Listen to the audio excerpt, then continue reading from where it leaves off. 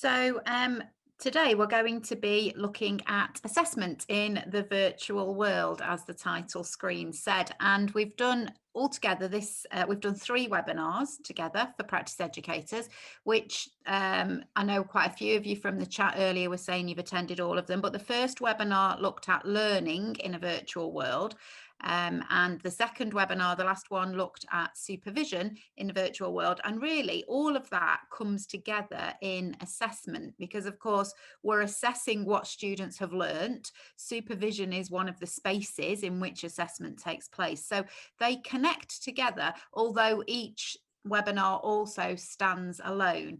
And today, as well as looking at previously, I think in webinars 1 and 2, we focused very much on social work qualifying students. And in this webinar, we're going to look more at working with newly qualified workers through their ASYE year, as well as working with students. So assessment is going to be broadened out today.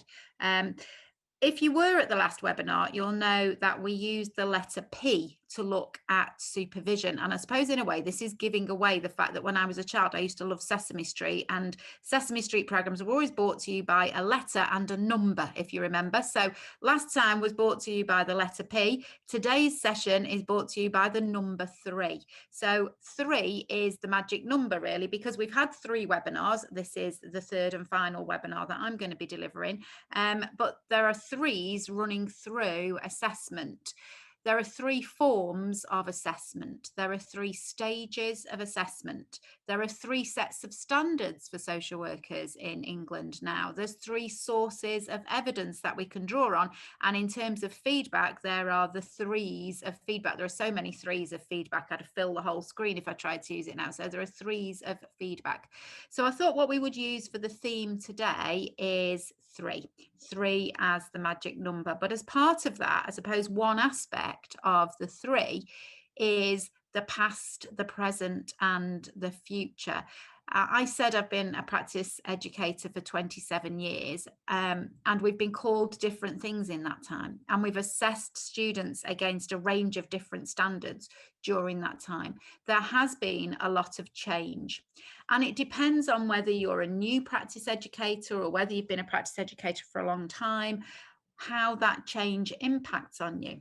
But if you're, say, a new practice educator, but you qualified as a social worker, perhaps, I don't know, 8 or 10 years ago, the way that you were assessed would be very different to the way that you will assess students now. So it's always worth looking at what has changed so that we go back to the past a little bit to see how the present is. But of course, the present is very significantly impacted by the global pandemic. And I do think as well that the changes that have happened with working with students and with newly qualified workers will also influence future practice as well in terms of assessment. So the past, the present, and the future also tie in together in today's session. And if we start by just a kind of nod to the past, if you like, in the past, we used to have competence-based assessment. If you've been around as long as I am, you might be as sad as I am, and I can still remember the National Occupational Standards and the 21 units and how people used to struggle with Unit 8, which was group work. And, you know, there were so many standards that people, and people who've been around a while do remember those, whether you were assessed on them or whether you assessed others against them. But it did feel very much like when we had those national occupational standards, it did begin to feel very much like a tick box experience of, have you met that unit? Have you met that unit? And the changeover that came really when we moved from competence-based assessment to what we have now, which is capabilities assessment, it was a big change. It wasn't simply a play on words. You know, it wasn't just, well, let's change what we used to call it something different. We have had a very significant culture shift in terms of understanding what it is that social workers do and what the profession should be about. You can't really distill social work, which is so complex and so dynamic, into a series of boxes to be ticked. And that's what competence-based approach, I suppose, tried to do. So a competence-based approach focused very much on what a student did, and have you done that? Let's tick it off. Have you done an assessment? Let's tick it off. And it can't be about that. A capabilities approach focuses not as much on what social workers do, although obviously it is important what the student does, but it focuses a lot on how they do it and on understanding why they do it in the way that they do. So if you remember in previous webinars, we've looked at the what, why, and how framework. And that's one of the reasons, is because we're not just exploring what a student does, but why they do it and how they do it and how it's received, how it impacts on people. So that what, why, and how framework that we've looked at matters. It's very important. Now, really, this whole shift kind of started when we moved from the diploma in social work to the degree in 2000. And it might feel like that's a history lesson because that's 20 years ago, but actually it is very significant. That shift is really significant. And at the time, it was a big change for those of us who were practice educators. And one of the things I found really useful reading at that time, making that shift, was some work by Leicester, who suggested that competence-based assessment kind of considered whether a student could follow a map. You've given the student a map, they just need to read the map and reach the destination. All the assessment does is look at, have you reached the destination point? Whereas a capabilities approach, he said, introduces the idea that the student becomes the map maker. But what we should be doing with students at the outset of a placement is we should be helping a student to understand, where are you now? And they need to understand that, and they need to be able to clearly communicate that. And then we need to be clear with them, where do you need to reach by the end of the placement? But how that student then gets from where they are now to where they need to be will be very different. Every student is unique. Each student will bring different experiences, different backgrounds. Each student will face different barriers. Each placement offers a kind of different terrain for the journey, if you like. So for me, I found Leicester's work on this, just understanding the shift from being a map reader to being a map maker, as being really helpful for me, not just in terms of working with students, but also in terms of thinking about my own practice. In social work, no one gives us a map. When we're working with a family or an individual, it's the same process. We're looking at, where is that person or that family now? Where do you want to be? And how can we support you to get there? Nobody provides a map. Every situation that we work in as social workers is different and unique. And if students learn to create maps, it helps them in their practice in the future. So I generally like to use that analogy of a placement is a journey. We looked last time at how I use postcards to help the student to map the journey, but I look with the student as the placement as a journey. Probably even more when I'm working with newly qualified workers, I introduce the idea of the journey. And I get them to think about how they're going to create a map. So if you think about how the student creates a map, the student develops the learning agreement, working in partnership with everybody involved in the placement. We've got this learning agreement, and together with the practice educator, a curriculum for the placement should be planned. So a plan of the placement. So in a way, that's the beginning map. Now, the map might change, it might deviate, you might face diversions that you weren't expecting at the start. But if you think about, that's the beginning of creating a map, it can be helpful.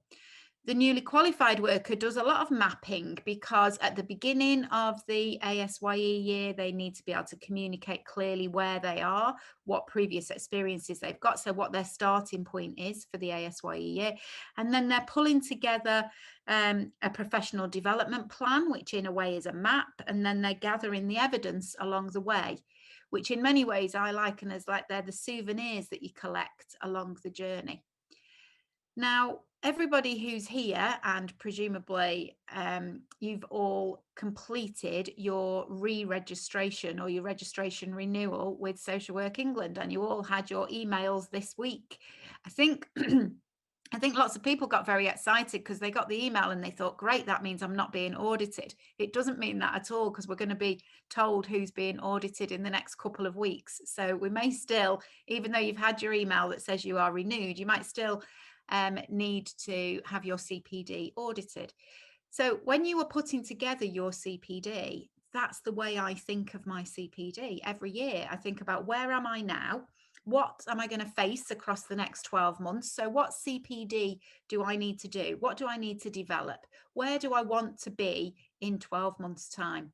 Now, I've got to say to you that the map that I developed last September for the year ahead really didn't go to plan, because we were thrown coronavirus in the middle of all that, completely unexpected. So it demonstrates how our maps change. We have to be adaptable. Things get thrown at us. We have diversions that we take.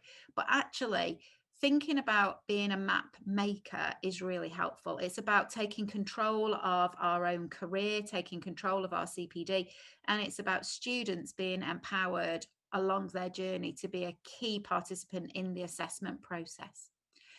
So seeing the student as a map maker for me is very helpful, and goes back to, I suppose, what's been a key change for me in the way in which I go about assessment of students. Another thing that I've considered quite significantly is from the College of Social Work, which I know is no longer, but the principles of holistic assessment that were developed by the College of Social Work in 2012, I think still stand really well. They're still available. They're held now by BASWA, because BASWA took on all of the practice education work from the College of Social Work. And these principles of holistic assessment are available to download for free from BASWA. And I find these really helpful. So the 6 principles of holistic assessment are that assessment is progressive over a period of time. So across an initial qualifying placement. So, you know, we are progressive across the placement or across the ASYE, and that should lead to an effective summative assessment. We're going to look at what a summative assessment means and what it should look like later on. Assessment must be consistent with the appropriate professional capability framework level descriptor, and it should include sufficiency and depth of evidence across all 9 domains as they connect together. Individual capability statements will be important in terms of providing detail of expectations for each domain, and they'll be particularly significant to identify gaps, areas of development, or areas of concern. The assessment process and judgment must be trustworthy, reliable, and transparent. So they need to include a clear guidance in handbooks. Assessment panels should be included. There should be triangulated evidence and audit trails. Evidence must include the ability to reflect critically, including reference to different sources of knowledge and research. And the learner will contribute evidence for assessment, but the professional judgment of sufficiency must be made by a registered social worker at initial qualifying level. Then practice educators must meet the practice educator professional standards. They are the very basic principles of holistic assessment that I know everybody is familiar with, but I kind of wanted to go back a little bit to the history of how we got to where we are in terms of contemporary assessment in social work, before we look at, okay, and then COVID came along, and what did that do in terms of our assessment of social work students? So what we have now, if you think back to that history and the old National Occupational Standards, and before that there were the core competencies of the diploma in social work, which I remember some of those as well, and there's these whole range of different things that we've been evidencing over the years that I have been a practice educator. I think now more than ever, the framework of standards is hugely complex. When I was first a practice educator, there's one set of standards, you assess the students on that, that's it. Now we've effectively got 3 sets of standards that we assess against in social work. We have the professional capabilities framework. Now, all of what's written on these slides are taken from that website or those standards. So BASWA currently holds the PCF on our behalf, and they describe the PCF as the profession-owned overarching framework of social work education and professional development in England. Then we've got the knowledge and skills statements, and the Department of Education, Department of Health and Social Care, in 2017, both chief social workers, those for adults and children's, set out a statement about the knowledge and skills statements. And they said the knowledge and skills statements set out what a social worker should know and be able to do in specific practice settings, in specific roles, and at different levels of accountability. So we've got the PCF is the overarching framework. Then we've got the KSS that sets out the specific roles in specific settings. But then we've also got the Social Work England professional standards that we've just needed to evidence for our CPD when we did our renewal. And Social Work England describe our professional standards, set out what a social worker in England must know, understand, and be able to do. So effectively, across this, looking at the past and then the present and then the future, from the past, we had one set of standards. They changed over time, but now we've ended up with 3. And a lot of practice educators, I think, are not clear about, well, why have we got these different standards? And I have heard some programs simply encourage particularly newly qualified workers on the ASYE have just simply said, oh, just cross-reference it all. Almost in a way, the way it's said implies we've kind of got all of these different standards by mistake, but there is no mistake about why we have different sets of standards. So I just want to clarify from my perspective, why do we have a range of standards now instead of a single set of standards?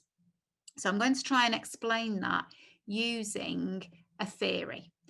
Because, you know, people know me in terms of the use of theory, and there is a theory of learning and development. It's not from social work. It's taken from the world of information technology. So don't ask me too much about this because I'm not really IT savvy, but it comes from the world of IT, where I believe that as an IT professional, you're either an expert on the software or on the hardware. So it's either you know one or the other, and that's what they describe as horizontal and vertical development. But the concept of horizontal development was brought into social work after the death of Victoria Climbié. In Lord Laming's report, he wrote that social workers needed to develop more horizontally. And as a result of that, we've had a range of different programs being developed in social work. And it had a hugely significant impact on social work education and training, which is what's led to us having all of these different standards. And I think it's important to understand the history of where the standards come from to be clear about why have we got these different standards.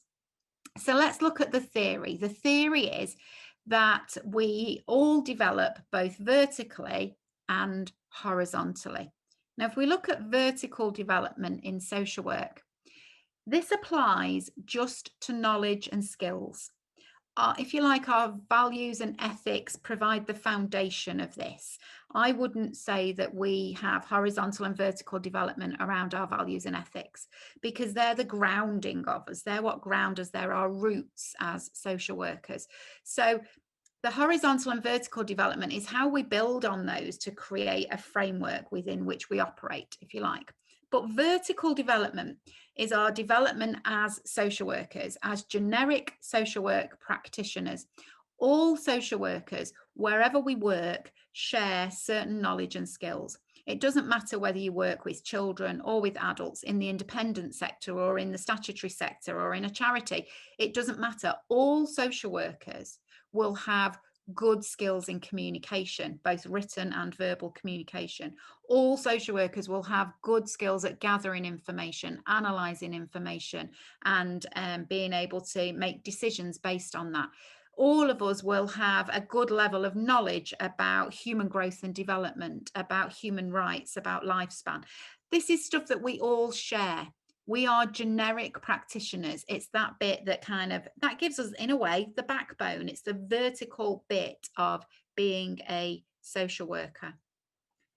That's what's represented in the professional capabilities framework. The PCF is a generic framework. It applies to all areas of social work practice.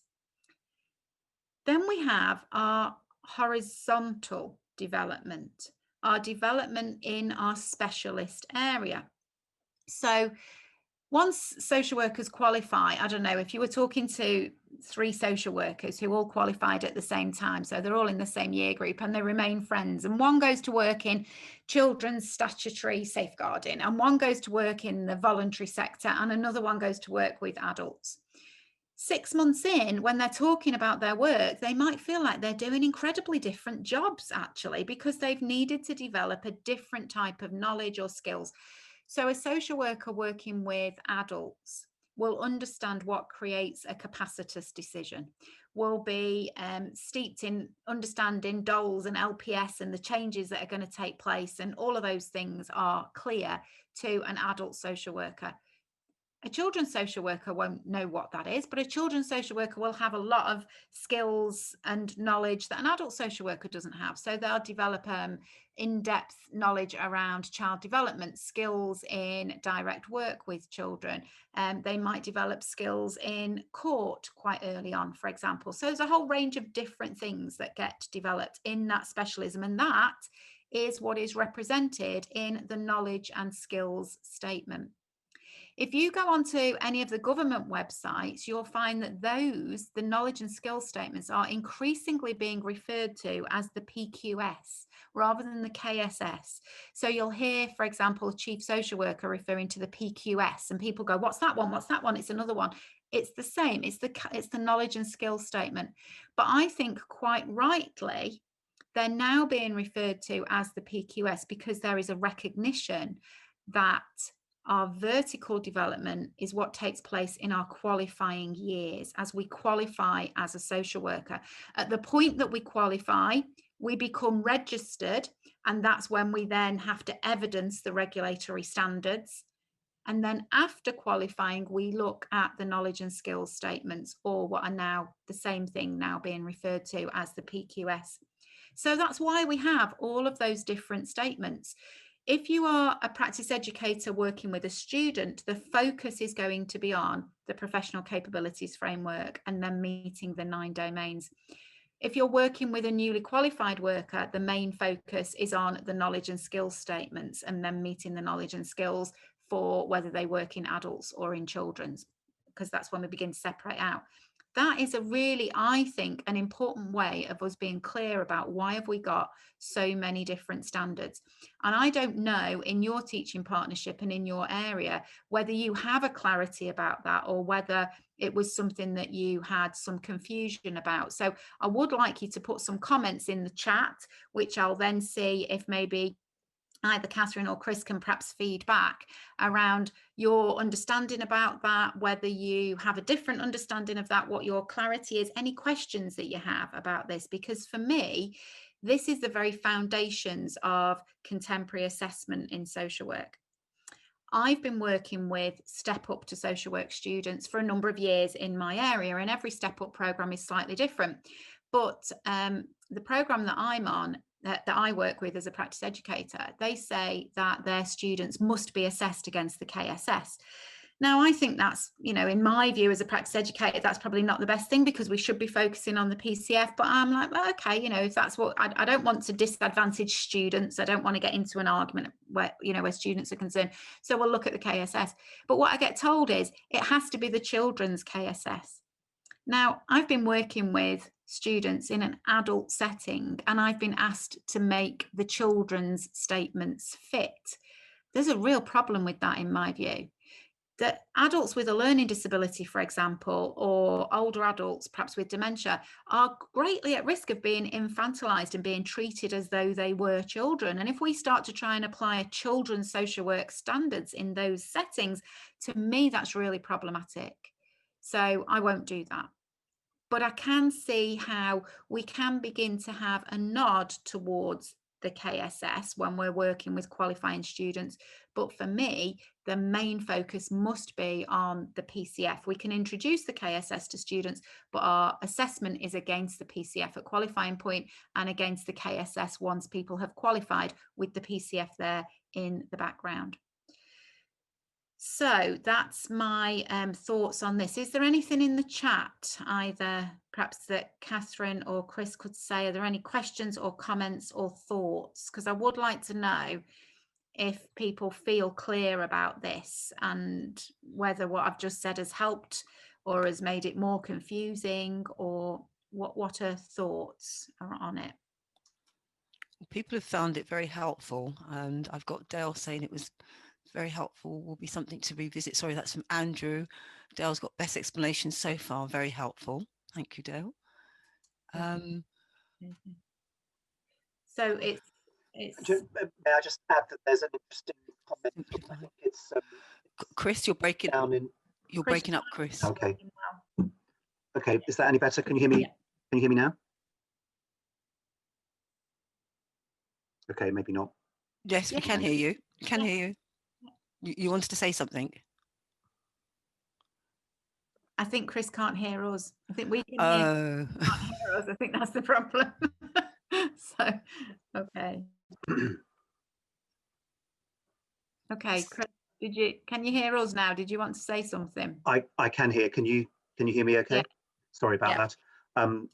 Yes, it was only just to say that the person down as an attendee called Ceciliam has posted something, but I see that they only posted it to the panelists, which means that the rest of the audience won't have been able to see it. So I'm just going to post it back. It appears to be coming from me, but it was from Ceciliam, and they're making the point. Let me just read this out. The challenge is practice education is now all professional and organisational performance appraisals, as you rightly say, and performance appraisals, as you rightly say, have moved away from completion of actions to looking at behaviours.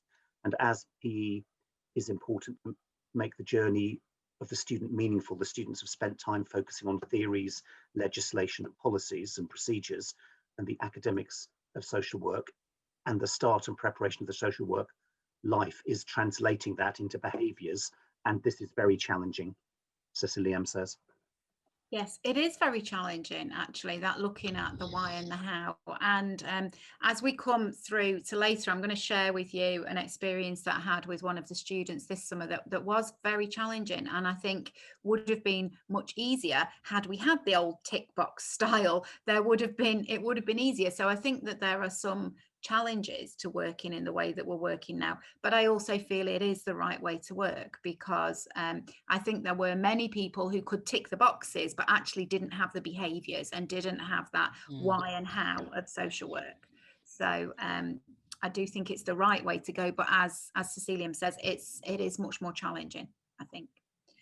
So I'm hoping that that's clarified why we have all of these different standards. And I suppose that's why I wanted to start off by going back to the past, if you like, I suppose, just to clarify, because I do think that the way that these different standards were brought in, you know, practice educators almost expected, okay, well, we're in the same way that we moved from core competencies of the DIPSWA into the National Occupational Standards, that there'll just be another shift of competencies effectively.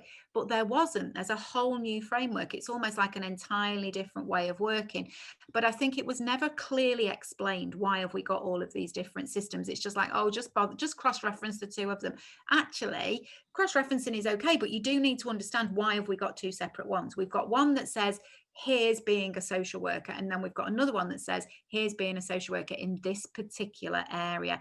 And for me, although it does make things more challenging, I'm glad about that, because it means that we are still training generic social workers who can then learn to be a social worker in a particular setting, rather than training people just to do a job. We're maintaining a profession, and I think that's really important. So that's why we have these frameworks. So hopefully that's clarified things. So if we go on to, that was your 3 sets of standards, I suppose. Now, if we go on to 3 forms of assessment, in a way, it's the kind of 3 times that we do assessment, although we do them lots more than once, you know, I suppose. So we can do a benchmark assessment, which is basically, how do we know where someone is at? So that kind of very first stage of understanding, where is the student starting from? Where is the newly qualified worker starting from? In terms of benchmark assessments, I very often rely there on self-assessment. So the student comes and says, these are my learning needs, this is where I am, this is the experience I've had. And the same with a newly qualified worker. I will talk to them about that, but it generally comes from a self-assessment. It's very much about self-awareness, that benchmark assessment in my own practice.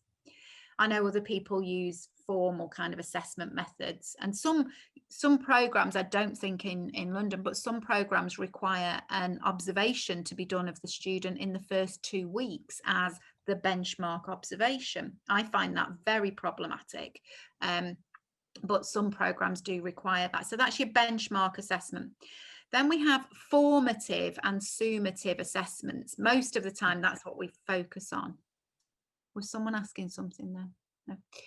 Most of the time we focus on the formative, summative assessment and the difference between those. And I know sometimes people kind of get a bit confused about the language, but the easy way I think of it is a formative assessment is the one that helps you to form your opinion as you're going along with a student. So it's that it's the ongoing assessments that we do. So I suppose a direct observation done partway through the placement is an example of a formative observation. Gathering feedback from a service user partway through a placement is an example of formative assessment.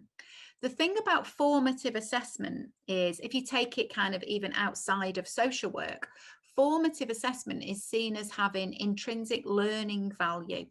So if any of you have got children at school or have had children who've gone through the schooling process, or I suppose even thinking about your own school experiences, you know, whether or not you do coursework or simply an end of year exam shows the difference between formative and summative. So formative is kind of like your ongoing, doing a bit of coursework, developing things as you go along.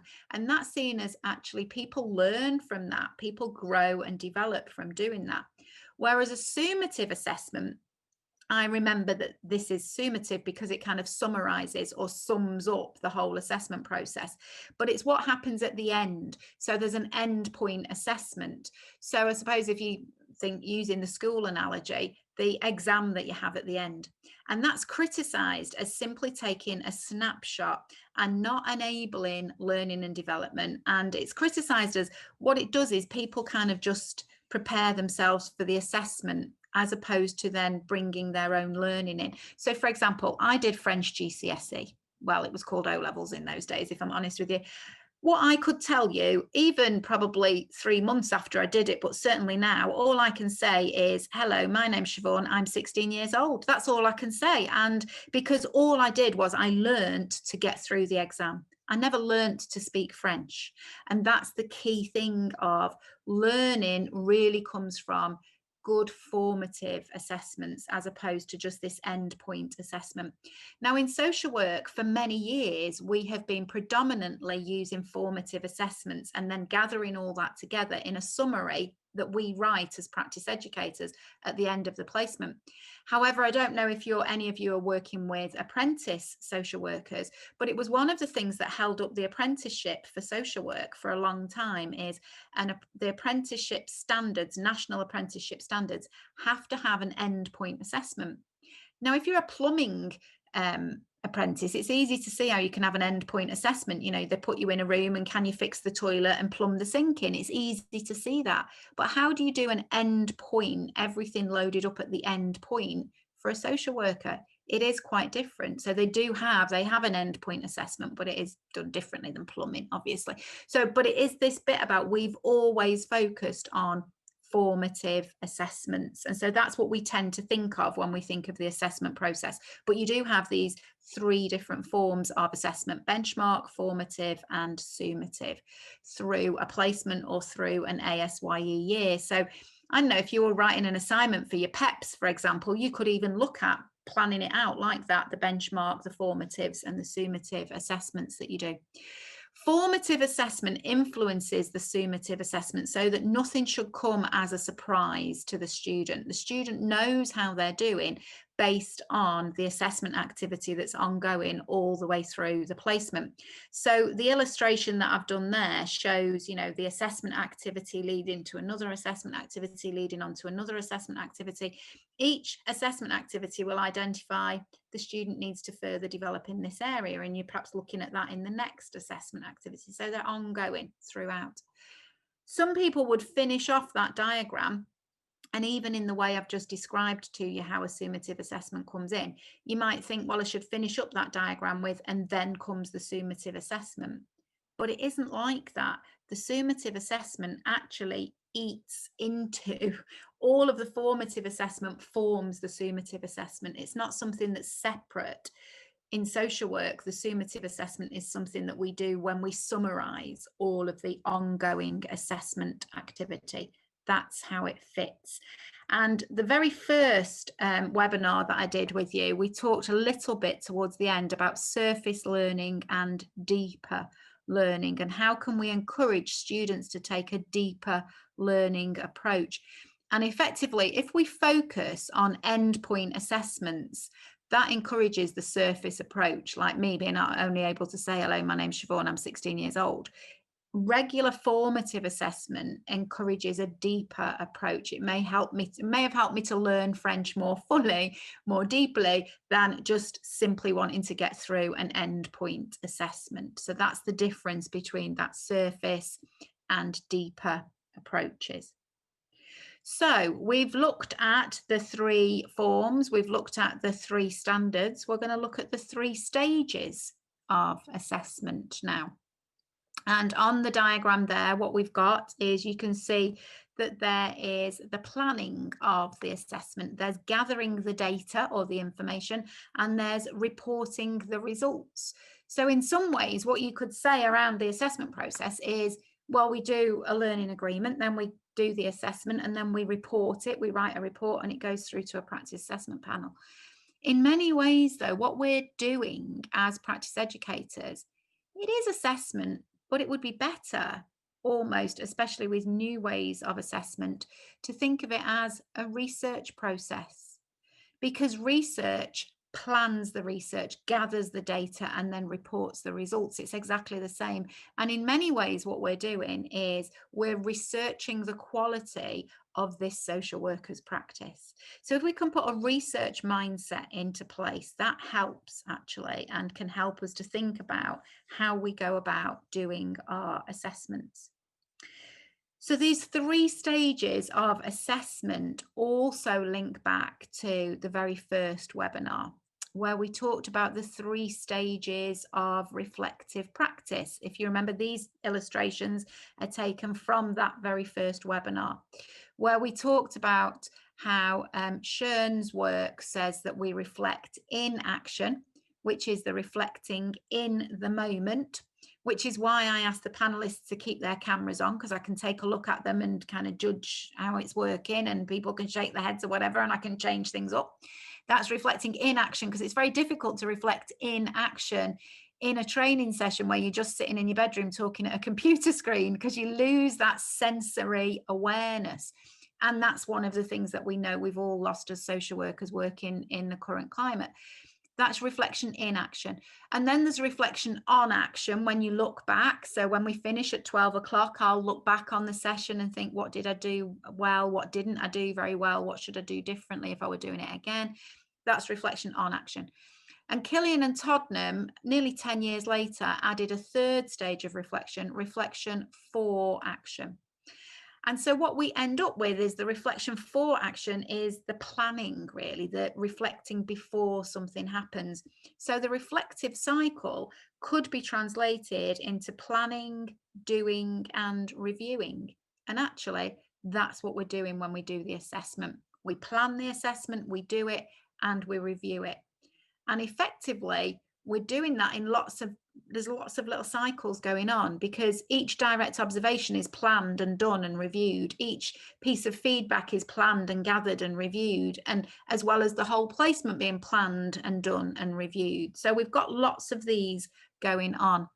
And as we go through thinking about the different types of, the different sources of evidence that we can gather, and how we can plan and do and review each of those, then we're going to be joined by Claire and Isabel, who are going to tell us about how they have drawn on evidence as part of an ASYE year. And Isabel might also tell us about her evidence from when she was a student as well. So we're going to draw on some experiences from within the teaching partnership, as we have done in previous webinars. So if we're thinking about planning, I mean, the general assessment planning is part of the learning agreement. So there should be clarity about the assessment process, what assessment methods are going to be used, how many direct observations are required, what the portfolio of evidence should look like, those kinds of things. But also each assessment activity will need to be planned. Although that might be informal, you do need to discuss and plan how are you going to gather feedback. You need to discuss and plan how are you going to do direct observations and so on. But what we have is 3 sources of evidence, and in many ways this is perhaps the most important thing. It's the stuff that if you're a practice educator you know, but it's really worth revisiting. And so far, I suppose I've talked about things theoretically. I've said, you know, here's a theory, or these are the models, but now we're going to get into the detail of actually the how do we do it, the practicalities. But there are 3 sources of assessment, often referred to as triangulation in assessment. And in many ways, this is just good practice in any assessment. As a social worker doing an assessment with a family, we would triangulate our evidence. But triangulation means that we draw on observation evidence, we draw on feedback evidence, and we draw on what is referred to as product evidence. This is actually, this triangulation of evidence framework, the 3 sources of evidence really are it's taken originally from the world of forensic science, where this is how you gather evidence of what's occurred. So, you know, product evidence there would be your fingerprint evidence or your DNA evidence. For us, product evidence is different. It tends to be about paperwork. But what we're going to do is look at each form, each corner of that triangle, how that works, how it's going at the moment in terms of working virtually. And I would like you to share questions or thoughts in the chat around how things are going for you at each corner of the triangle. But the first one we're going to look at is direct observation. And I would say that direct observation is a method of both learning and of assessment, because students learn a great deal when they're observed and they're given feedback. I still, as part of my own CPD, I make sure that every year I have a formal observation of my practice with students, and I really benefit from that and getting feedback from somebody about what they observed in terms of my practice. You learn a lot from being observed. It can be a bit nerve-wracking, but you learn a lot from it. So direct observation is not just about assessment, it's also about learning.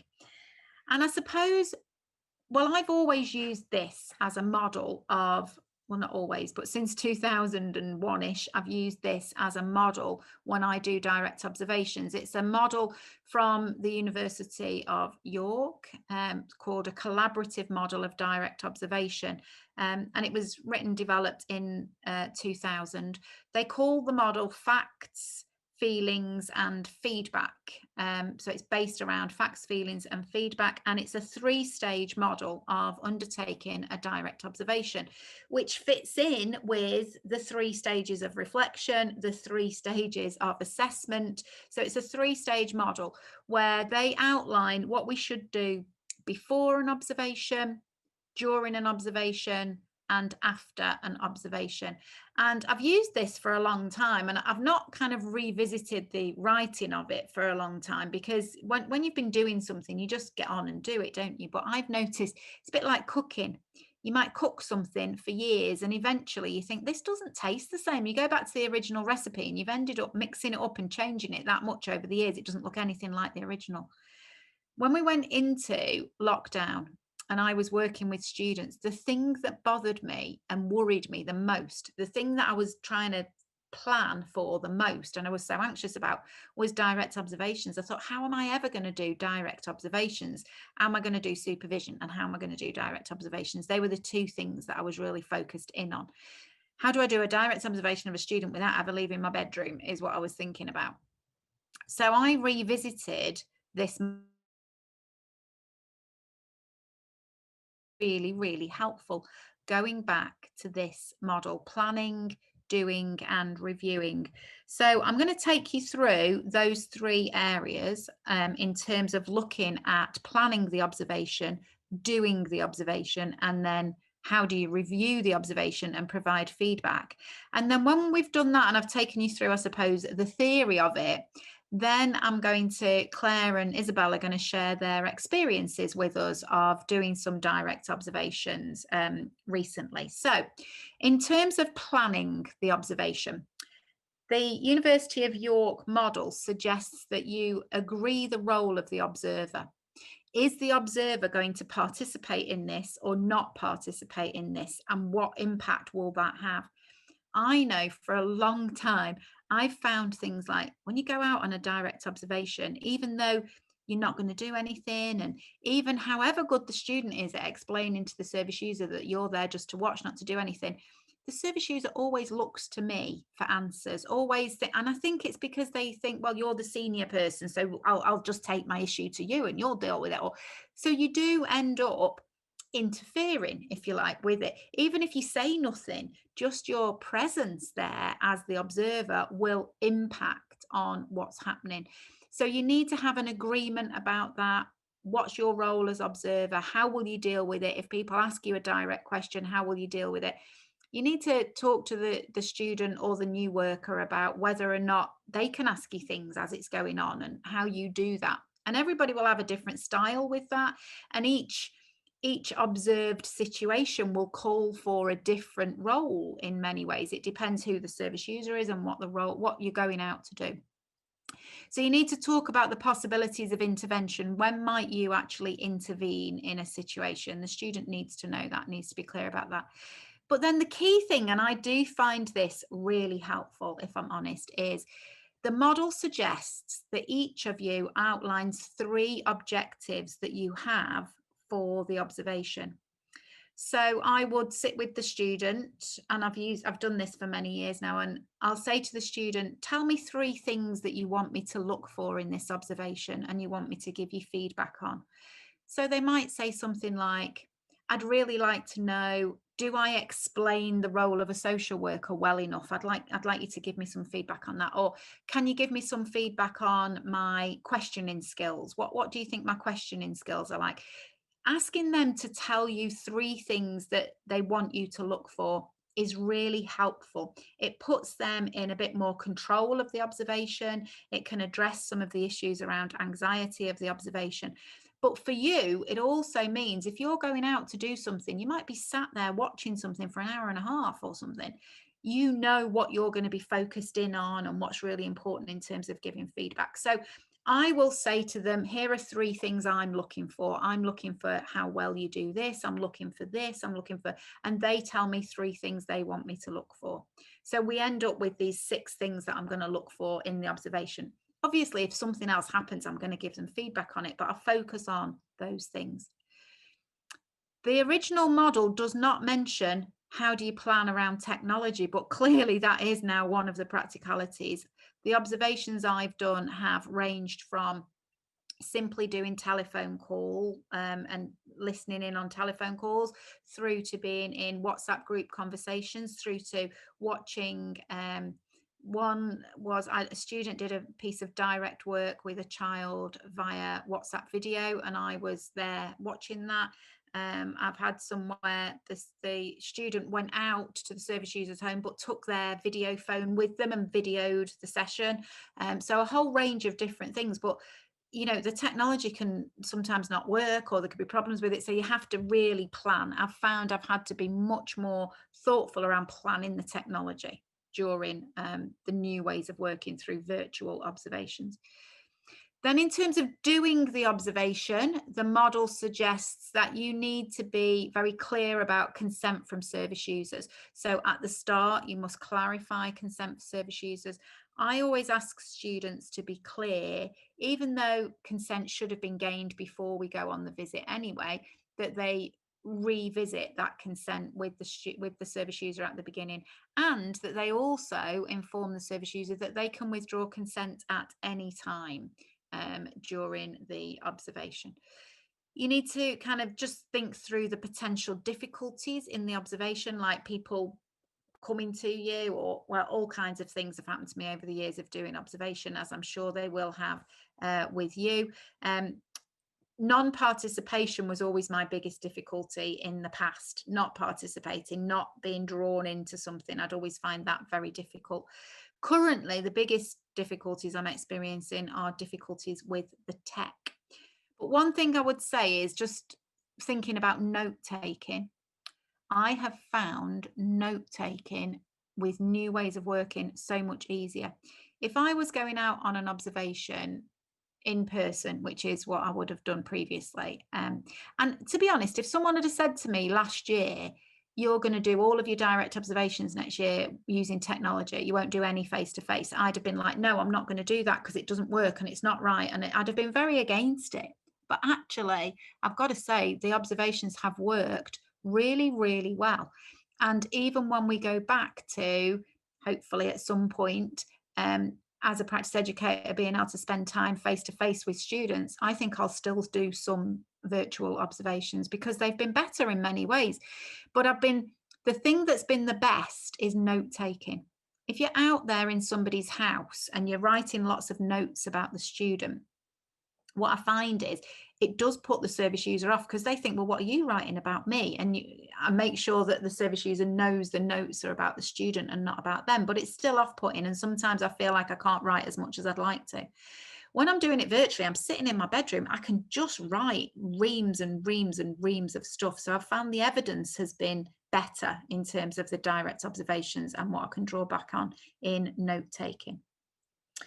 And then in terms of feeding back, the third stage, I suppose, this is partly the model, but partly updated. You need to think about the holistic assessment of the observed practice, what your thoughts are about it, use of the KSS and the PCF, whatever it is that you're assessing against. I would suggest it can be helpful, especially if you've agreed this with the student, to use a model of reflection to consider the evidence that's been generated, and ask the student to use a model of reflection to look back on the scenario. You use a model of reflection. It can work really well. It can encourage reflective conversations. I would say I always give verbal feedback to the student immediately, but I have made quite a significant error with that recently, and I'll tell you about that later. Written feedback, you know how quickly you need to do the written feedback. Now, the model suggests that you have a detailed feedback session with the student in person, face-to-face, where you give them the detailed feedback against the 3 objectives they asked you to look for, the 3 objectives that you have looked for, and that you conclude the feedback session using the 4 headings of surprises, satisfactions, dissatisfactions, and learning, and that you both share your surprises from the observation, your satisfactions, your dissatisfactions, and your learning. And I found that works really well. I've drawn that out and I use it in lots of other ways as well. But that's the model, the original model that I revisited and did find incredibly helpful to help me to formulate virtual observations. But I'm going to hand over now to Claire and Isabel, who are going to tell us a bit about their experiences of observations recently, how they've gone, and how you use those 3 stages, because you did use those 3 stages, didn't you, Claire?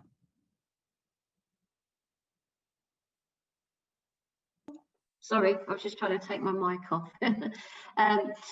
Yeah, I think it has been really difficult, I think, during lockdown with observations, because obviously there is boundaries around observations when you're doing that virtually.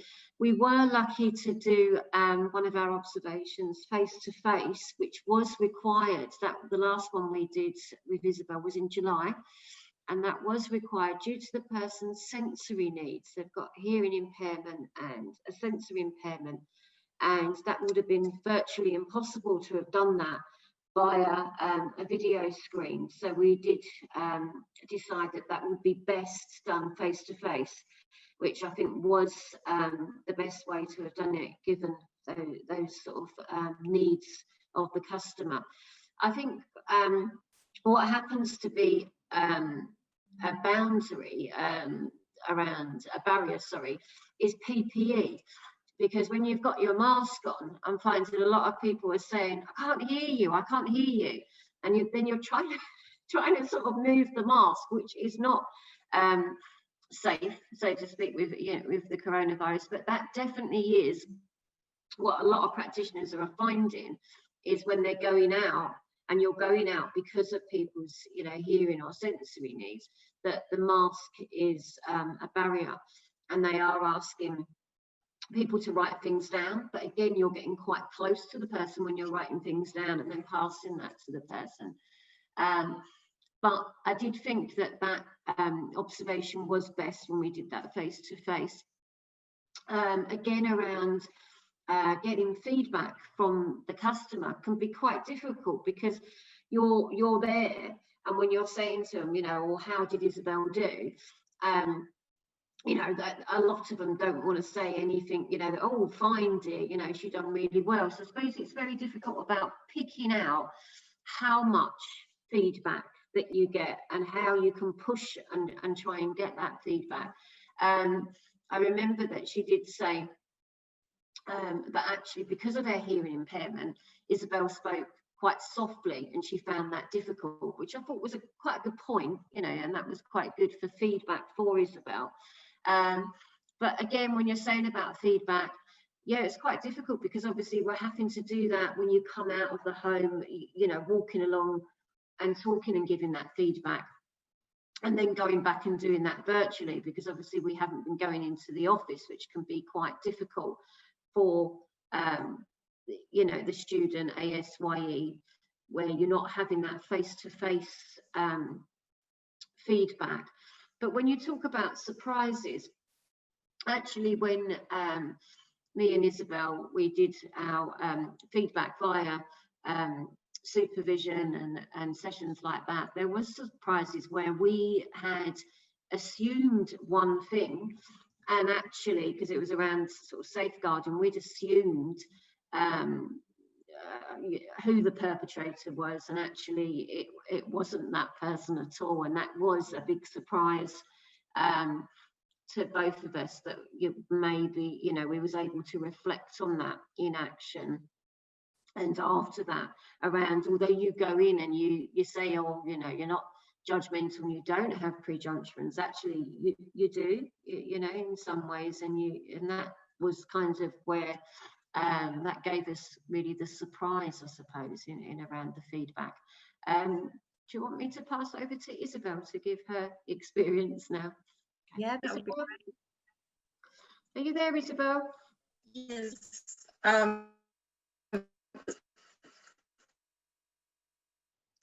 Oh, I think... Yeah, I can hear you. Can you hear me?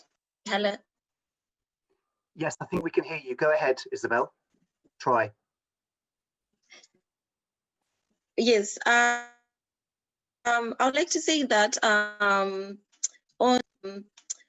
the ocean bit, when we did ours, like let's say it was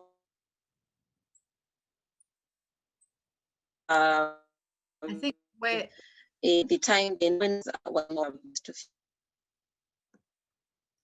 yes. Unfortunately, at first we did try. I think Isabel, Hello. Yeah, I think she keeps cutting out. Are you okay, Isabel? I know she was having connection problems this morning. I think we may not be able to hear from you at this point, Isabel, but maybe later. If we can come back and try you later. What I will do is I'll put the phone number into the chat, because there is a way of coming into the session just with audio via a normal mobile phone call. So Isabel, I will just put that into the chat so that you can phone that number if you would like. Might be a better way of... Okay. Or that's okay. Fine. Maybe in a way, what that shows us is how difficult working virtually when we're losing internet connection is one of the barriers, I suppose, isn't it? Absolutely. Yeah. So hopefully we'll be able to come back to Isabel later, but thank you for sharing those that example of the direct observations with us, Claire. I think what's interesting is it's really throwing up some ethical dilemmas. And I did see somebody in the chat said, we're doing virtual observations. What tips can you give us? And I suppose there's loads really, but I do think one thing that is being thrown up is about ethics, because I know that some practice educators that I've been working with have said to me, I'm not going to do virtual observations. I'm refusing to. There are some service users where we are still going out to visit, and I will just do those. The problem with that is those service users that are still having a visit don't need a visit from 2 people. They actually only need a visit from 1 person.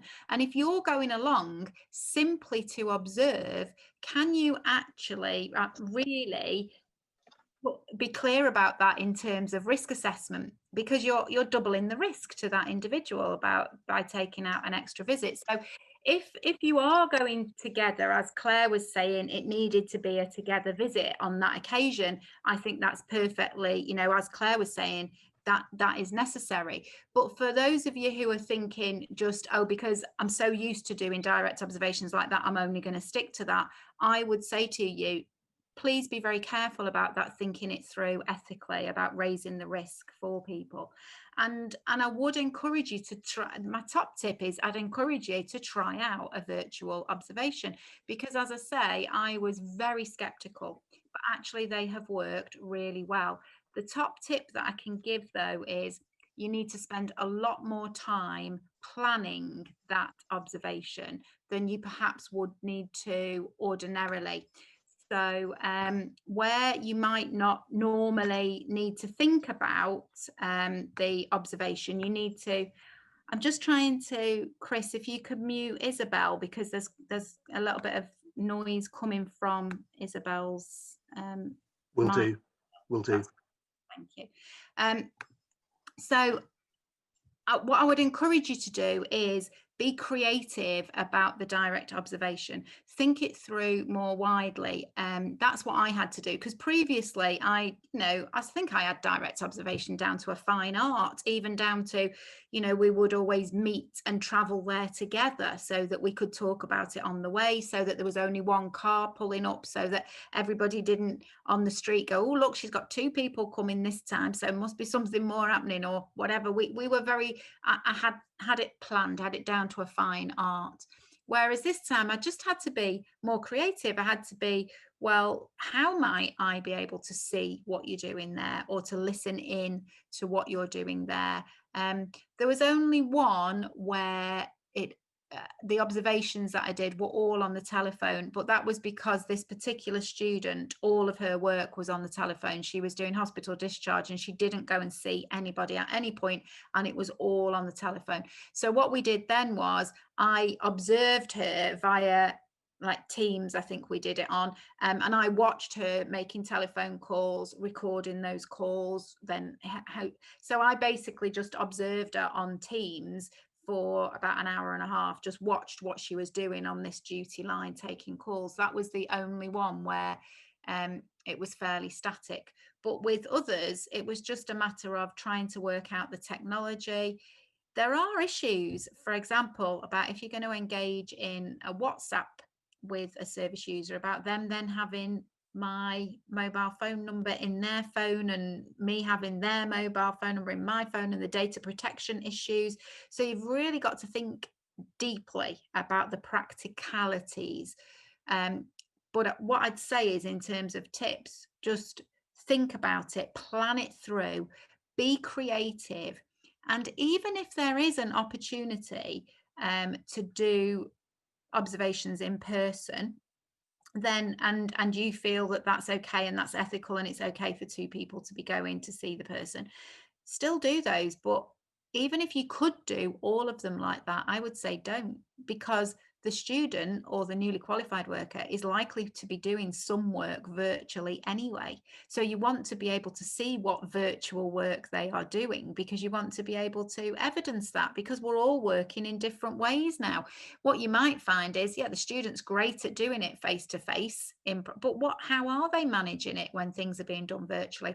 How is a student demonstrating direct work skills with a child when they have to do that virtually. You know, I observed a student doing a puppet show for a child as a piece of direct work, and they did that on a video call. I've observed a student doing a virtual scavenger hunt with a child around their house, because that's a great way, and I'm sure lots of you are doing that, but it's a great way of a child showing you their living environment and whether there is enough food in the fridge, because part of the scavenger hunt is find a bottle of milk in the fridge, and so they have to open the fridge and you see all of that. And so I observed that and then had conversations with the student afterwards about what she had learned from doing that.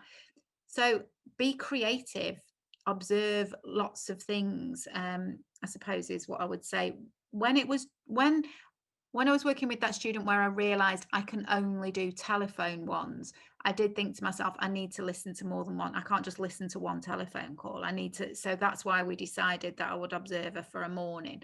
And then I observed her in a team meeting as well to give a second observation.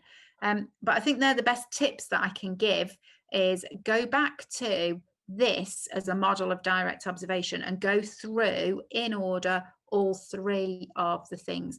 Think through how you're going to give feedback afterwards virtually.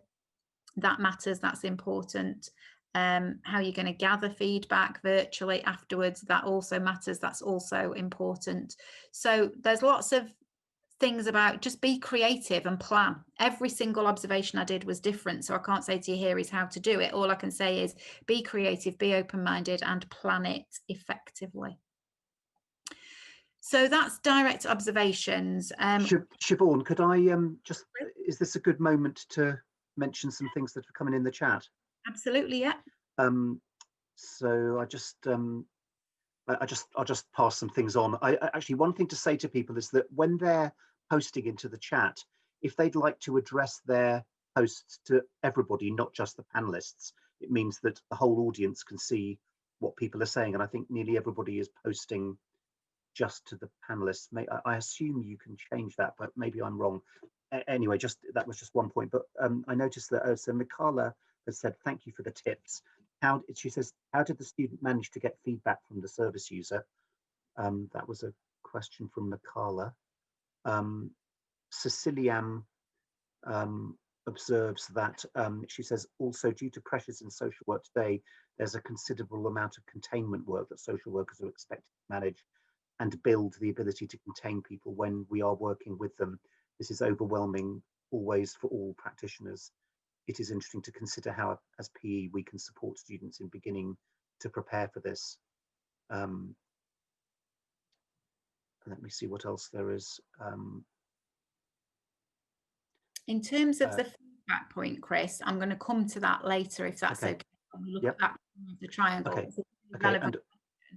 In terms of I'm not too sure what I can do with that. I think that's more of a comment than a question, I think. Yeah, okay. There was one more, which was that, I think I just, in response to what Claire said about the issues with masks, I was saying, has anybody tried, I put in the chat, has anybody tried using masks that allow, they have a clear, transparent quality, and I think somebody said that they've tried that. Sorry, Chris, just on that, we've actually been, because I have got one of the clear masks and I find that much better. However, we've been told in Havering that we're not allowed to use them. We must only use the masks that we've been given via PPE, like the nurses ones. And we can only use them. I have raised that and said, can that go back and say about the difficulty around that? And that, we are finding the clear masks better, and what, is the issue around that. So we've asked for that to go back and see what the concerns are around that, because I am finding that that particular mask, the blue one, is more difficult and it is more of a barrier. Okay, thank you. Just to say one more thing, which is that I have managed, I think Isabel has managed to now connect via her phone line. Would this be a good moment to invite her to comment? Okay. Absolutely. So Isabel, I think I've just allowed you to speak. Try. Okay. the moment. There you go. Oh, Isabel. hello. Hi, Isabel, go Oh, ahead. hi. Thank you. Well, concerning the observation, we did try to do an observation over the phone, and that didn't quite work because the service user ended up like saying to me that, oh, I've not had a conversation with anyone for a long time, you know, during this COVID pandemic, and I've been lonely, so I'm so happy that we are talking. So it ended up taking, I think, more than 1.5 hours. So anyway, we ended up doing the face-to-face because, like Claire said, that the service user had hearing impairment and sight impairment. So for me, I did plan my the observations in that I notified the service user that I was going to be observed on that particular on the face-to-face assessment, and she was in agreement. And also, I did my write-up to say the things that I'll be observed on based on the PCF and the KCC and the KSS, sorry. And when we did went on to see the service user, it was a bit daunting, you know, when you know that you're being observed. And although I've worked with Claire for a long time, and I think this was our maybe 4th or 5th direct observation, but still, you know, just the fact that someone is observing your work. But from what I noticed with Claire is that she was just a calming presence for me, because she will take part in the observation, not, you know, and so in the end I was comfortable, and I was able to interact with the service user and the family that was present. And also in terms of the feedback, I know that what I've learned over the course of doing the social work practice from my student time, and now that I'm qualified, I've learned that feedback is not it's not personal, because your first instinct is to be like you want to defend your work, you know. But what I've noticed that it's good to listen and to consider that your interventions might be challenged, and that is just to better up your practice. So I've learned to, you know, process feedback, and when it's given, I give myself time to reflect, unpack the feedback and ask questions, and also just to understand the feedback and to implement and follow it up. And concerning the surprises, like Claire said, it was a surprise for us that the family member who reported the safeguarding was actually the one that was the perpetrator. So I think it was just through being a curious practitioner that we were able to find out that there was that surprise that the person who reported was the one who was responsible for that. So I would say that although it's difficult to have your work to get feedback, but direct observations sort of like enables us to understand and appreciate how you're doing in providing services, and also that the services that we are providing our service users is timely and is meeting their needs. Yeah. Thank you for sharing that, Isabel. And I know you're also going to share a little bit about being audited as well in a little while, but it was lovely to hear that you found Claire a calming presence, because, you know, observations can be very nerve-wracking, can't they? So that was great. Thank you. Siobhan, may I just add another couple of things that have come in on the chat? We just had a slight conversation about clear plastic masks, and Callie is saying that there's been a discussion with Public Health England and there's an issue about them because of there being more of a hazard than the conventional mask. So that's one comment. Dale just says, discussing the York model brought back happy memories of my PE training. It's a great model, and PE should give it more of a go. And then I think there's another comment. Let me just get this one from Paula, who just agrees. I don't know if I said this already, but agreed that with the comments you were making, Siobhan, about note taking, and that she's been writing minutes in her team meetings and supervision with staff and meetings with families, and in a way that she wouldn't have been able to do as efficiently when it's done virtually. Yeah. If it wasn't done virtually, sorry. Yeah. That's Thank it. you for sharing that. Thank you.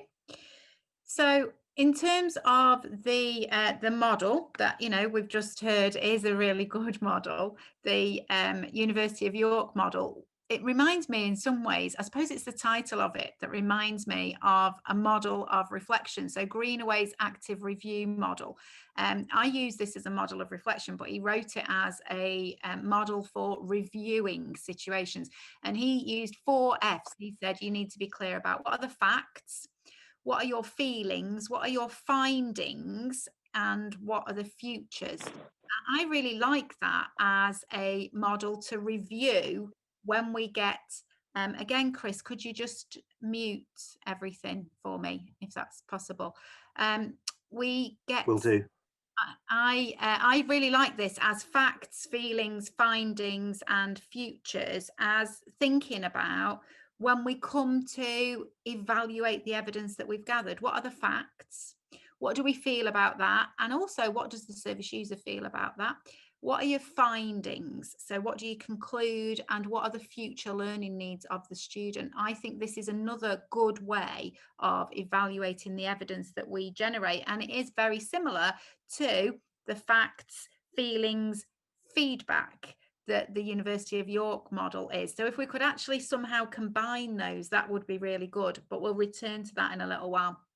And then the final thing about direct observations that I know you'll all be familiar with is it's referred to as the Hawthorne effect. And it's called the Hawthorne effect because it was at a factory called Hawthorne Factory.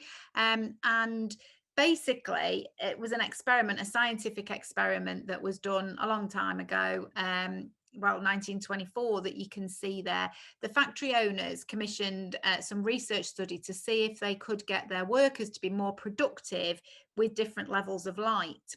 And what they found was workers were more productive. Marvelous. But then they realized, well, when the research team went away, the productivity slumped again. So it was nothing to do with the lights. It was about being watched and being observed. So that's why people refer to the Hawthorne effect as the way in which knowing that there's somebody there observing things impacts, and you will change whatever is happening. There will be an effect.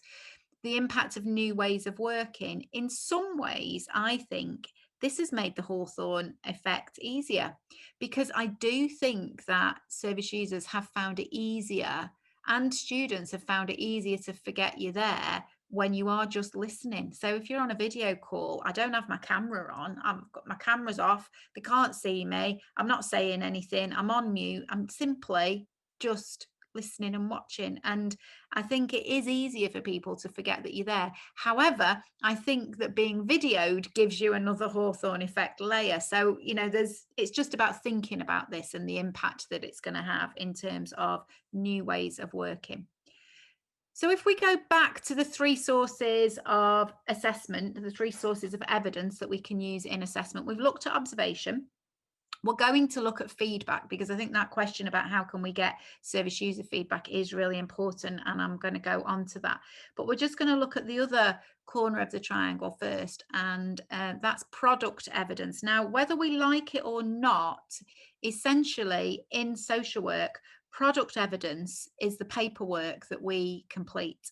So product evidence is the product of our work. We might not want to think of it like this, but the product of our work is an assessment document or a review document or the case notes that have been written or the minutes of the meeting, or that's the product of the work. So as a practice educator, for many years, I've always regularly reviewed the recording and the documentation that a student or a newly qualified worker keeps. But again, going back to the past, when I was first a practice educator in the 1990s, early 1990s, I remember times where students were putting together huge portfolios, like as big as a wheelbarrow, because they had to put examples in of their practice. They spent hours Tipp-Exing out names, and there'd always be a name that would get through. And that's completely, we really should never, ever do that. There should be no example of people's work going into professional portfolios, because that is completely against what the Data Protection Act says. Data Protection Act is very clear that even if something was anonymized, there is still sensitive information in there, and that information was not gathered for the purposes of being assessed. It wasn't gathered for a student to put in their portfolio. It was gathered for the purpose of assessment of the service user. So we've got to be very clear about that. The only product evidence that should ever go into a student's portfolio is products of their thinking. So that's reflective accounts. So you've got two products. You've got thinking products, which are reflective accounts, journals that they might bring to supervision for you, supervision notes they might bring, their products, and they could go into portfolios. But then you've got looking at the documentation that the student keeps. In my area, with our newly qualified workers, we have what's called a professional recording verification form. So the assessor will write down, I've seen so many assessments and so many of this and so many of that, and it's all of a good standard. So that's what goes in the portfolio rather than the actual evidence, but it shows that the evidence has been reviewed, and that gives us the product evidence corner. But I know that Isabel has recently had her work audited, and Claire was talking about that and the use of that as an assessment strategy as well. So I don't know if you wanted to say anything about that at this point, either Claire or Isabel. Just to mention that I need to ask Isabel to unmute herself. I think she has to do something to be able to talk again. Yeah. She is. Okay. Hello. Hello. Do you want to tell us about being audited? We don't have terribly long, but I want to hear about your experiences of being audited. So. All right. So this was my first time being audited as a fully qualified social worker, and we did it over the phone because of the current situation that we are in. And from then on, I was audited on how I submitted evidence in form of the case notes, and if the case notes were up to date, and if I've had regular supervision, and clarity on the case notes. So this was one of the things that we discussed with Claire before that. Sometimes the case notes or in the work might not be clear. Like, for example, you can say, I went to visit the service user today, and if someone will read the work maybe next year, it will come across as, it was done today. So there is need for clarity when you're doing your case notes, and also refraining from using jargon words, and also utilizing regular supervision for case management purposes. So I would say that in reflecting on all this, it sort of like gave me a clear understanding of where I was with my work, because I was able to go through the feedback that I got and reflect on it, and then see on what I needed to improve on, and what good practice that I needed to carry forward. And I think that's really helpful, isn't it, when people can look at your recording and give you that feedback, because it's very evidence-based, isn't it? And you can learn from it very specific issues. So I'm glad that you found that helpful, Isabel. Thank you for sharing that experience with us. And I think just to add one thing, I think if it's not recorded, it didn't happen. So unfortunately, you know, if it's not on those case notes, and then you're saying, oh, well, you know, we did this, this and this, it hasn't happened because you haven't recorded it. So I think that's a reflection on everybody's part, is to make sure that, you know, everything that you want and need to be recorded is recorded in a timely fashion. Absolutely, and that pans out into being a practice educator, doesn't it? If we don't record what we've done with the student, it didn't happen. It's exactly the same principle in terms of assessment activity. So thanks for that. So we're going to go on to looking at the third corner of the triangle, which is looking at feedback evidence. And feedback evidence, people have been asking about. I've noticed, Claire, when you were talking about direct observations, talked about, you know, getting feedback from service users can be quite challenging, because it can just be, oh yeah, they were very nice, can't think of anything else. And it's how do we get feedback that's meaningful from service users that I want to be exploring. So we know that students or newly qualified workers have to gather feedback from lots of different people. One thing I've been conscious of during the pandemic is just getting that feedback in all the more, because I'm not able to see the student face to face. I think it makes us much more reliant on the feedback from others. In the same way that social workers are reporting, if you're not able to see a service user face to face, then it means that that can be more difficult, and you want to gather feedback from other professionals as well. So I think it is an important aspect of what we do, just that gathering of feedback. So I think it's important just thinking about those things. So the feedback threes, there are 3 reasons for giving feedback. There are 3 types of feedback and 3 models to provide feedback that I want to go through with you.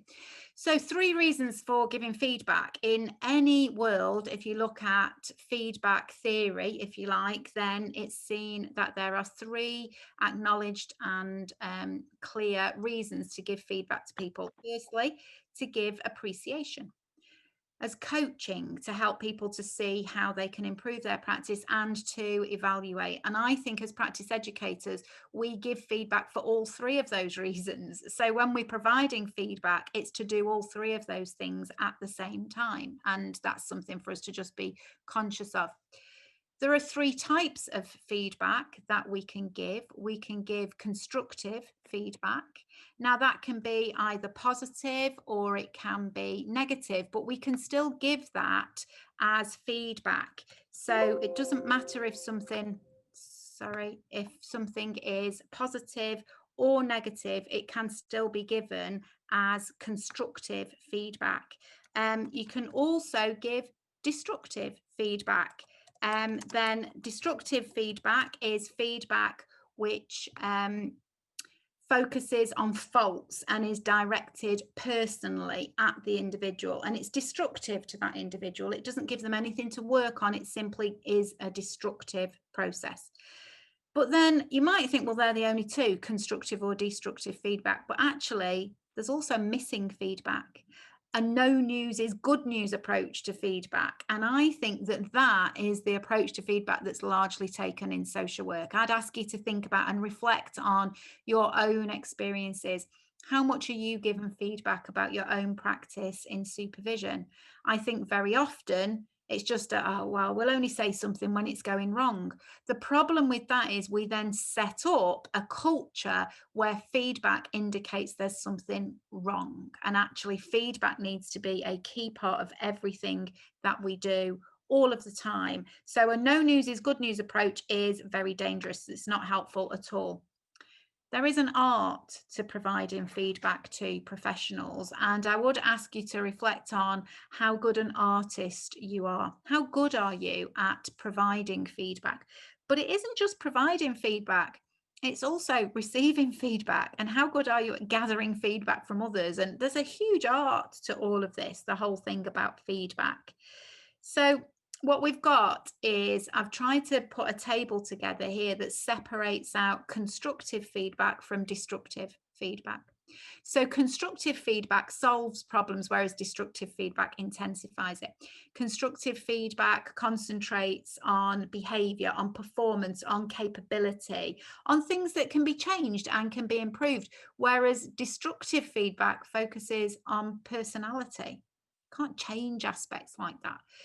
Constructive feedback strengthens relationships, whereas destructive feedback is damaging to relationship. Constructive feedback builds trust and is a two-way process, whereas destructive feedback destroys trust and it's one way, it's simply given in one direction. Constructive feedback reduces stress and tension, whereas destructive feedback creates and exaggerates stress and tension. Constructive feedback helps to manage conflict, whereas destructive feedback creates and exaggerates conflict and it hinders development and it can be aggressive, whereas constructive feedback helps our development and is assertive. And to try and give some tips and some guidance on how we can create feedback in a constructive way, I'm going to share with you 3 models of providing feedback that I think are helpful, and one model which is very particularly helpful for gathering feedback from service users. But what I'd say to you is you need to make sure that the feedback that you give is facilitative. That means it facilitates change. It enables people to think about what can I do differently, rather than just telling them what they're doing wrong. What can I do differently? It needs to be evidence-based. You know, I think when Isabel was just talking to us about the audit and what helped her, she was being very specific about when I say this, that's not helpful, so I should say that instead. She had an evidence. It helps understand feedback when there is evidence that is shared. When we say, this is what I've seen, this is what I've read, and this is, it gives an evidence base. We need to give it as early as possible. It's no good waiting until the time has gone. Give it as early as possible after the situation. So after the direct observation, as soon as possible. If you've got concerns about someone, as early as possible, you need to raise that with them. Don't let it continue. Sometimes people leave things because they think, oh, it's a little thing. It'll go away. It'll go away. It won't. And what will happen is all of these little things will drip and drip and drip until they become really big. So give feedback early. Make it developmental, make it a learning process, help people to learn through the process of feedback. Giving feedback using specific models can be really developmental for people. Keep it balanced. You know, if there's loads of negatives, make sure you also get some positives in there as well to get the balance. Be accurate in your feedback. Make sure of the facts before you give back that feedback. Make sure it is accurate and descriptive and explanatory. Make sure it's clear. You know, asking the person, can you tell me what it is you think you need to do now to improve things, so that you know that they've understood what you've said. Have you been clear in the feedback you've given? I think sometimes, especially when we have to give feedback to someone that's about a negative issue, however we try to frame that in a constructive way, we can still become anxious about doing that. And sometimes when we're anxious, we can become we ramble a little bit, or we go round the circle in circles lots, and it's not always fully clear if you want to just listen in. So make sure it's clear, make sure the person has understood. And I think now more than ever, it's a key, really important time to be kind to one another in social works. You know, social work is hard at the best of times. Social work is incredibly hard in a global pandemic, and being kind to one another is a vital part. So giving feedback in a kind way, giving more positive feedback for people, giving people more feedback in gratitude is really important at the moment. And that spells out the word feedback. So it is important, but there are 3 different techniques or models that I would suggest that you can use. Some of them will be very familiar to you, some less so. The first one I think you all know about, the feedback sandwich. Now, I'm not going to tell you what some people call this. Some people call it the positive sandwich, but I have a friend who calls it something not very nice, because she says, well, the sandwich isn't the positive. It's the bread that's the positive. What's in the middle is the unpleasant stuff. So it's in all kinds of different kinds of sandwich that I've heard this called. But the feedback sandwich means that when you're giving feedback to somebody, you should start with a positive. And then you give them the more negative, the things that they need to work on. And then you end with a positive. And the idea of that is that if you've sandwiched things in a positive way, that people may be more receptive to hearing what they need to develop. But there are problems with this. I think some of the problems that we have with this, especially in social work, especially because we have this no news is good approach, is that what can happen is that when we give a positive to somebody, they don't hear the positive because they are simply waiting for the negative. So you give them a positive, and they, if someone says something nice to me, I'm almost thinking, well, what's next? What's next? What's the but? So I think sometimes this has been a bit overused, and so therefore can be a little bit problematic. What could be helpful is feed forward. Now, I personally, when I'm giving feedback, I don't necessarily agree with the whole of the feed forward movement, but you can get loads of information on this if you want it. Just go to Google, put feed forward in. It's a huge thing. It's a big deal now in business that they look towards feed forward, which was developed by Marshall Goldsmith. And I've written down a bit of stuff there. He says that feedback shuts down our mental dashboards. In a way, does exactly what I've just said to you, that people kind of hear a positive and are waiting for what's the negative. It shuts down that openness. He says it focuses on ratings and not development. It doesn't look at how can you grow, and it reinforces negative behaviors, he says. I don't necessarily agree with all of that, and I think, but basically what he says is that feed forward needs to focus entirely on futures.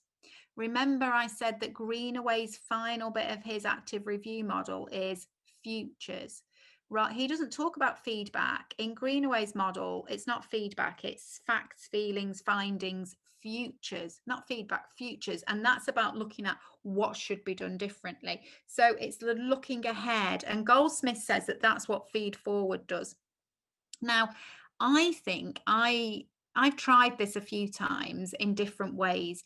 But what I'd suggest you use this for, and I have found this incredibly powerful in doing this, I agree with Claire that when we try and seek feedback from service users, very often it can lack meaning, because service users sometimes will just say, well, it was terrible, because perhaps they didn't get what they wanted, but that's not down to the student, that may be down to the process. So you get one, that can happen, or you can get, oh, they were really, really good, and there's power dynamics in that. There's all kinds of reasons for that. So I find feed forward is a particularly good technique to get the student to use with service users, because effectively what you do is you ask the student to write down an area that they would like to improve on. So the student identifies, I want to improve my communication skills, or I want to improve my, for example, I might say, I'd like to improve my feedback skills. So I could then ask a student for 3 things that they think I could do to improve my feedback skills. It means students are more likely to give me that, because I've already said to them, look, I think I could improve this. Please, can you help me to do that? It's much better than just asking them for feedback, because that you're not asking them to identify something you're not doing well. So I use feed forward in that way to get feedback from students at the end of a placement. I say to them, you know, I've reflected on the placement and I think I could do these things better. Could you help me to understand how? And they give me the 3 positive suggestions. But you can get students to do that with service users, and it's a really good way of getting more meaning from service users. Or I have made phone calls during lockdown to service users, and I've asked them for feedback, but using feed forward, because I've found it's much more meaningful. Some of the universities that I work with have a feedback form for service users to fill in, and even that I find it comes out with quite meaningless feedback sometimes because of power dynamics. So feed forward can work really well. You can Google it if you want more information. Another method I'm going to have to whiz through because of time is SBI. So talking to somebody about, this is the situation, this is the behavior I saw, and this is the impact it had. So here what you're doing is you're giving environmentally based feedback. So you're saying to someone, this is, you know, when you did it. So this is the situation. So in the meeting, I noticed that you looked down from the computer a lot. You didn't demonstrate any body language. You seemed to be disengaged through what you were doing. I noticed you seemed to be looking away. It appeared that you were actually looking at your mobile phone during the meeting. So what you're saying is, here's the situation, here's the behavior. The impact that might have is people may believe that you're not interested in what was being said. It might demonstrate that you don't have a professional curiosity as a practitioner or whatever. So you tell them, here's the situation, here's the behavior that I observed, here's the impact of that. And then to try and bring in SBI with a bit of feed forward, another strategy is to give them, here's the situation, here's the behavior, here's the impact. The alternative behavior, had you been looking at the screen and perhaps nodding, and I know it can be difficult, but trying to keep eye contact just through a computer screen can be hard, but if you'd have tried to demonstrate that more, the impact could have been that that might have demonstrated that you were enthusiastic about the topic, that you were keen to learn, that you had professional curiosity. So what you're doing there is you're giving very evidence-based feedback through SBI and through giving alternative behaviours and alternative impact. I find that can be really useful for providing feedback. The final method that I use, though, is a fourth method. It didn't fit with the three, so we'll come back to that at the end. But just in terms of feedback, there are things that can happen, and we don't have the time for me to talk through all of these screens now, but you can have the slides. They've been sent through and they can be sent around to people so that you'll be able to read these back later. And also you'll be able to watch back the recording and read them. But things can happen when you're providing feedback to students. I find sometimes students can be very defensive. I was really pleased that Isabel talked about how one of her learning points was she's learned not to be defensive and not to take feedback personally, but sometimes students do, and they might disagree with the feedback. So I've put together a few slides. If a student disagrees with the feedback, what you perhaps need to do to clarify that. What about if a student starts crying when you're giving them feedback? Or what about if a student gets angry when you're giving them feedback? So they're the three, I think, the three main responses to giving people feedback, particularly if it's difficult feedback. So I've put together some slides there that you can take a look at in terms of my hints and tips for those three areas. But the other thing that I would do is I would share this with students. This is a grid which I've developed around looking at what indicates that you're taking a negative or closed or defensive approach to feedback, and what is it that demonstrates that you're taking a positive, open approach to feedback. And part of what we're assessing students on is how they accept feedback. It's a key part of professional capabilities domain 1 and also domain 9. It's a key part of those things. It's also a part of reflective practice. So getting a student to think about and identify how are they demonstrating that they're taking a positive, open approach to feedback as opposed to a negative or closed approach to feedback. So again, you might find that helpful to share with students. So we've been looking at threes, but the final bit about conversations that I wanted to talk through, there are 6 C's. So we're doubling up on the threes now. In terms of the 6 C's of conversations when we are assessing practice.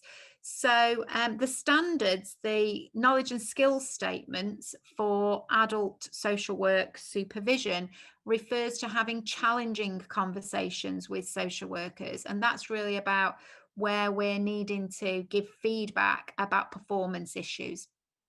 Leadership models such as Patterson's leadership talk about crucial conversations. Those conversations are described as conversations where the stakes are high and there are strong emotions and perhaps opposing opinions about a situation. We also, as practice educators, know about coaching conversations, which is where we help people to move around the learning cycle through the feedback that we provide for them. Bedo and Davis talk about courageous conversations, and I know your very own Joe Finch from within the Teaching Partnership also talks a lot about courageous conversations, and they're used a lot when we talk about working with struggling students. So that's about being courageous about how we talk to students about what they need to do and what they might need to change. Constructive conversations relate to the provision of giving feedback in constructive ways, and that two-way process of giving feedback. And complex conversations for me are what we engage in all of the time. We engage in complex conversations with students about situations because we are having crucial conversations that are challenging, that are courageous, that are coaching, that are constructive. We're doing that all of the time. And it's become increasingly complex to do that within the pandemic. The other F word, we had facts, feelings, findings, futures. We've had looking at the University of York's model of facts, feelings and feedback. But there is another F word that we've kind of danced around a little bit within this session, but that link very closely to assessment, and that is the fail, the F word of fail. None of us want to work with a student where there is ultimately a fail. It's an incredibly emotionally challenging thing to do when we work with a student where there is failure. And I think those conversations that we're now having to have online rather than in person, especially where they relate to a fail, are so much more difficult. I experienced one of the students I worked with this year. I recommended a fail at the end of the placement. The first sentence I wrote on that practice educator report was, "This is the most difficult report I have ever written in my 27-year career as a practice educator." And it was incredibly hard to fail a student in current circumstances. I think we've really got to think about how we do this, how we do it constructively. And the best method that I have found, I introduced to you in the first webinar. I would suggest to you that it's well worth looking at share in more detail. It might be even worth thinking about having a share session in the Teaching Partnership. Joe Finch, Prospera Tedham and I developed the share model.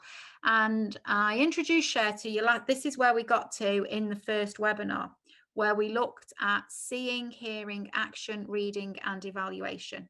The top row looks at the students learning using share as a model, and the italics are how I've looked at how it's changed during the pandemic.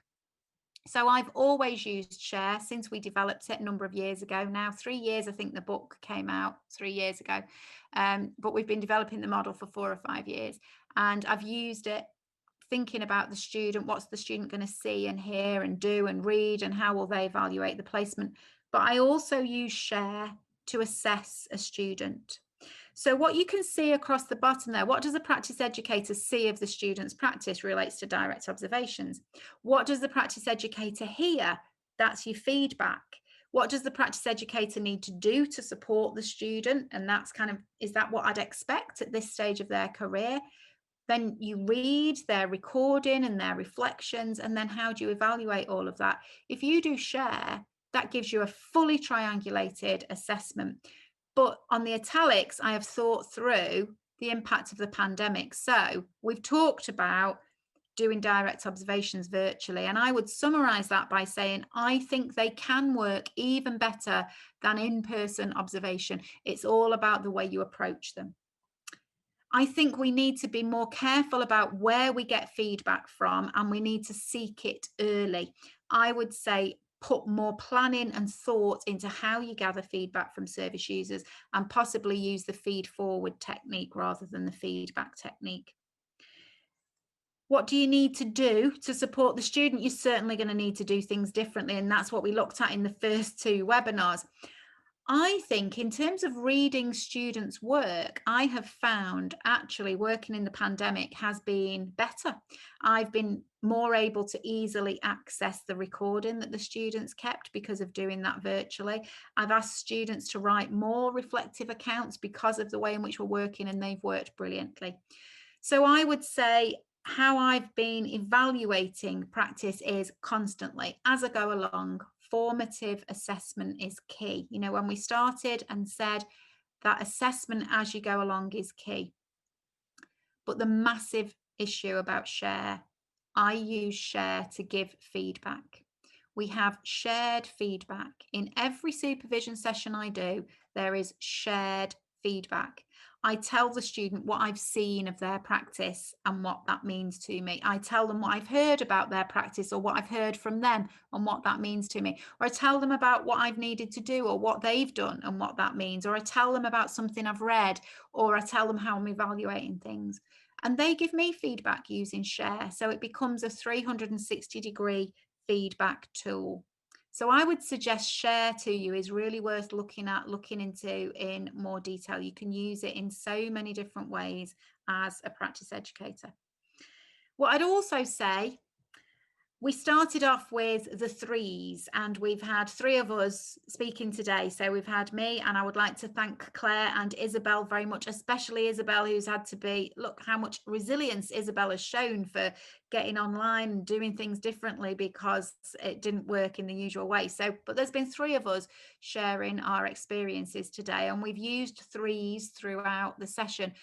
But the key three that I said we would start off with is looking at the past, the present, and the future. And as we have literally 3 minutes left to go of the webinar, then I want to return to that three: the past, the present, and the future. And what I'd say is, for me, detailing future learning needs has always been important. At the end of a placement, writing down what this student's future learning needs are has always been important. Working with a newly qualified worker and saying what their future learning needs are at the end of the ASYE has always been important.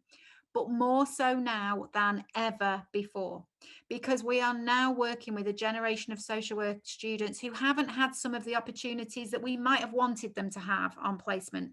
And we really need to be very clear about what they are taking forwards and what their future learning needs are in order to be able to effectively support the students of the future. So I suppose my final plea to you is, one of the most important aspects of assessment is how you then communicate the future learning needs of the student as your assessment is complete. And at the end of the slide, I've put the references that I've drawn on in the sessions today. You will have access to the slides. I've sent them into the teaching partnership. I'm happy for those to be sent out. What I would say to you is, if you're going to then go on and use my slides, please credit them, because they take a lot of work to put them together, but you're welcome to have the slides shared with you. So I know we only have 1 or 2 minutes left, and I didn't allow any time in that last bit because I knew we were running out of time. But is there anything gone in the chat there that you wanted to share, Chris, or is there anything that you would like to say? Okay, I like that feedback. Catherine, do you want to pick this up? Sorry, really, you've got people thanking you, Siobhan, and they were looking for where they could find the information. I think Chris has actually responded to that, and so has Megan. Andrew says, thank you for today. In the spirit of giving feedback, these sessions are great, but I know that I benefit from a 5 to 10 minute break in the middle. The session is so rich in content, I'm worried about stepping away. It may help in the future. Thanks for hosting us. So great, yeah. Thanks for that, Andrew. And I think that's really good to give that feedback, and I really appreciate that. Thank you. Okay, is there anything else other people want to share before we bring this to a close? If I may, could I just mention, this is a plug really. We've plugged the website as the place in which you'll be able to see the videos, the recordings of these sessions. But actually there's also something that you can do on the website that we really are keen for people to participate in. And it's the idea of contributing an object into our repository of objects that are representations of individuals' feelings and experiences of social work. And this is linked in with a wider national project, which I think has 100 objects linked to social work.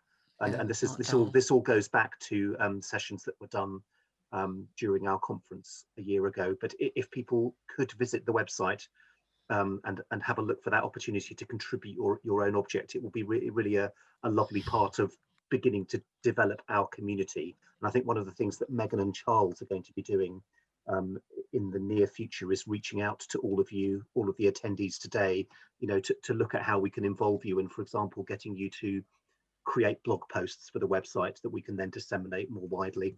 I think there's a lot to come in the coming weeks as we sort of build up the amount of information that we're putting out through the website. So that's my plug. Thank you.